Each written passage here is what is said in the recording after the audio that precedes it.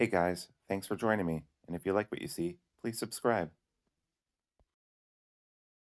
Welcome, peoples, to Sharp Ends. Today I have the review of this bird and trout knife from Bark River Knives in 154 cm.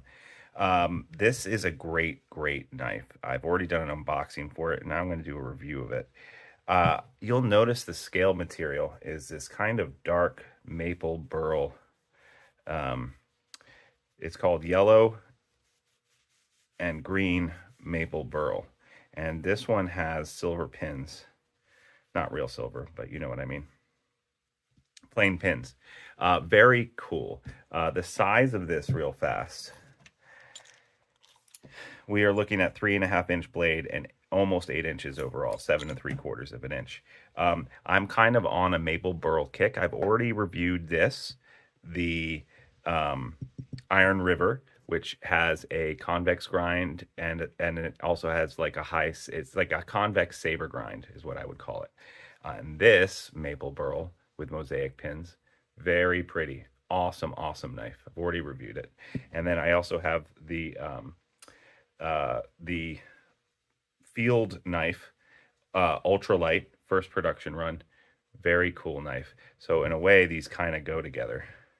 They all have the green maple burl, but they're all different, which is good because I don't want it out of the same tree. I mean, they only have so much maple burl, right? And every time they treat it, it's going to be different.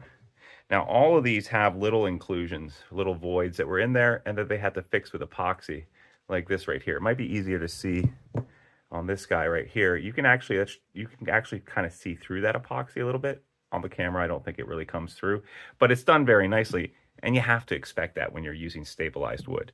Not something I would knock them about. Not something I would say, hey, that's a quality control issue. It isn't. As far as Bark River's quality control issues go, I've bought maybe 10 Bark River knives in the last year, and I haven't had one issue. So I don't know what to say about that. I think it's gotten better. So there you go. This doesn't have a real sharpening choil or a choke-up point, but that's okay because this is made for skinning birds and trout and fish, right? And with the convex grind, that actually is really easy. I found it to be very easy to skin meat, prepare meat with this, as well as just use this as like a paring knife, honestly, in the kitchen. I use it all the time. Now, this handle material costs a lot of money, but it's a lot cheaper, and it's still available, I believe. There'll be a link down below in the description. Even if it's not available, there'll be a link down below. So you can go check it out and see what the prices were or are. And I just wanted to compare this real fast with the North Arms bird and trout knife. If you don't know North Arms, go over to their website. Do yourself a favor. Check them out. They make the Skaha 2, incredible knife. The Alder chef knife, amazing. And then they make this as well and a couple other knives. I really like this little guy. Look how thin behind the edges. It's not a convex grind. It's just a flat grind. But it's truly thin behind the edge to the point where this just slices through anything. This is MagnaCut too, and it's substantially cheaper than a Bark River knife. Made in Canada, like I said. Very cool knife. Came with a nice Kyvex sheath too. This guy is amazing, and I like it in my kitchen, and I use it for prepping a lot. And I like the fact that I kind of now have this set going from large to small. They're all convex grind. So overall, I think it's great. I love 154 cm. This happens to be 3V. This happens to be MagnaCut. I like 154 cm. I don't think there's anything wrong with it. Some people think it's kind of outmoded. I find that it takes a really nice edge for a very long time. It's easy to strop, easy to sharpen, and it's everything that you need. And it has, a certain amount, a very good amount of rust resistance. So in my opinion, it's a great choice for any kind of fixed blade. Yeah. And I also like 3V for that matter, and I like MagnaCut. If I had to rate them in order, I'd say that I think that MagnaCut, I don't know. I think they're all three of them have their stuff. It depends on what I'm doing. It depends on what I'm doing. With any knife steel, I think there's a reason why you want to have something that's in D2, and there's a reason why you want something in 14C28N. And there's a reason why you want these as well. But getting back to this guy, the ergos are great. This little butt just locks into your hand right here. Very easy to fiddle with, cut small things with. Use it as a paring knife, as well as, skin and prepare meat. Perfectly good for that.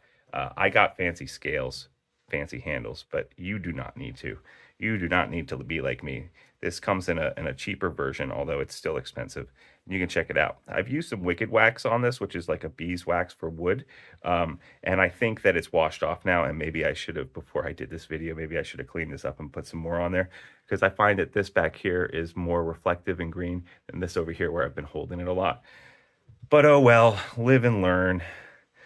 So the bird and trout knife, Bark Rivers, I think you're doing a really good job with your quality control. I think that this is a great choice for a knife. I can't believe it hasn't sold out yet. I'm pretty sure it's still available as the making of this video. Yeah, it's a great size, great knife, does it really well. The convex grind it just works really well for this kind of purpose and this specific kind of task. I think it's good. Even saying that, it still feels very thin behind the edge. And I just like that. So thanks so much for joining me. Like and subscribe and leave a comment. That really helps the channel. Also, if you want to win a knife, every month I give one away. All you have to do is press the support button down below or click on the Patreon link inside of my description. Even better, because then you get exclusive content. Thanks so much, guys, and I'll see you next time on Sharp Ends. Bye-bye now.